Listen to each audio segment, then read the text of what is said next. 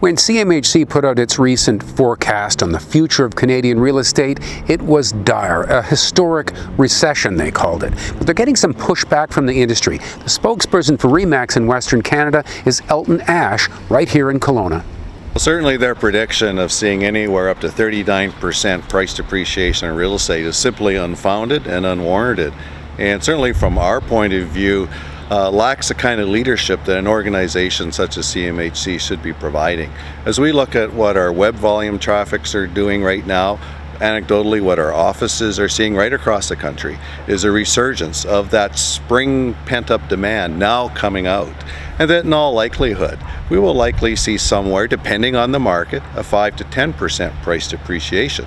Interestingly, Vancouver saw a 2.5% price appreciation for the month of April, when volumes were down 65%, but there was a lack of inventory.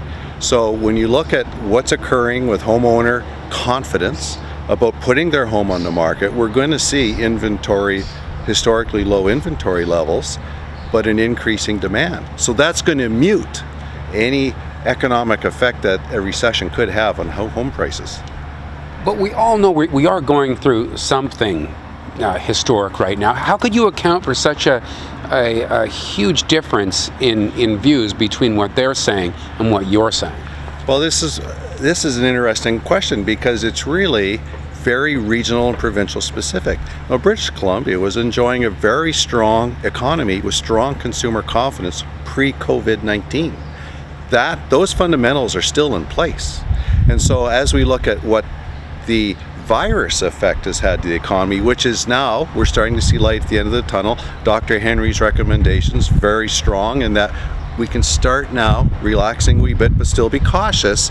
Well, we're seeing that in the housing market where buyers are now coming out, home sellers are now reacting with putting their homes back onto the market. And so we're seeing some return to what was previously a very strong economic situation. One thing I guess you can't really disagree on is the number of transactions which are down. I mean, that's hard data. Yeah, it's exactly the case. And interestingly enough, in the Vancouver market where we saw unit sales down 60% for the month of April, yet prices went up 2.5%. And so there's an interesting dynamic going on, and here in Kelowna it's very similar, where we're seeing a dramatic reduction of unit sales, but there's also a dramatic reduction of inventory and demand. People still have to buy and sell. There were those who were caught, so to speak, that had sold their home in early March, late February. Suddenly COVID hits. They've got to move, and they're contractually obligated to still complete, and the legal community reacted appropriately with digital signatures and transfers and all that. But they had to find a home, and so that's what has been running here. Life goes on. Yeah, exactly. And the other thing I think we've seen in the past is that sometimes when there are negatives, when you look across the country, somehow the Okanagan and Kelowna in particular seems to be buffered against it a little bit somehow, like we're in some magic bubble sometimes. Well, Kelowna is a destination market. It has historically been that case forever. I mean, when people retire in Canada, they want to come to the Okanagan, and Kelowna is really benefiting now from the high-tech field, where we're becoming a base of technology jobs. Kelowna Flightcraft is enjoying great success, and so beyond the retirement destination we've historically been, we are now an up-and-coming economic center, so that there are jobs and roles for younger people, which is, again, drawing people here. If we do get a downturn in real estate, whether it's on the level you're talking about or worse, the way CMHC would describe it, it's not all bad. It's lower prices for people trying to get into real estate.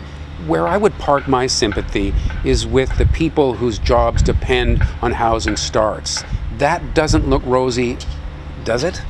No, housing starts, but interestingly enough, construction continued in the province. We're one of the provinces where construction was deemed an essential service, and we can hear in the background here right now with construction going on with the Water Street project.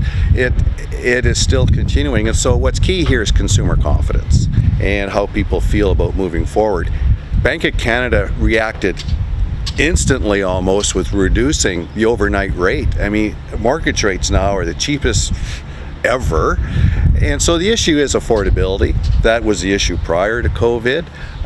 And certainly so as we see families wrestle with that and make their family choices, they'll deal with it, work with their realtor, and figure out how they can get into their home. Isn't it just your job to put a rosy smile on anything? You're sure good at it. You know, my job is to try to provide a realistic output, view of where the industry's going.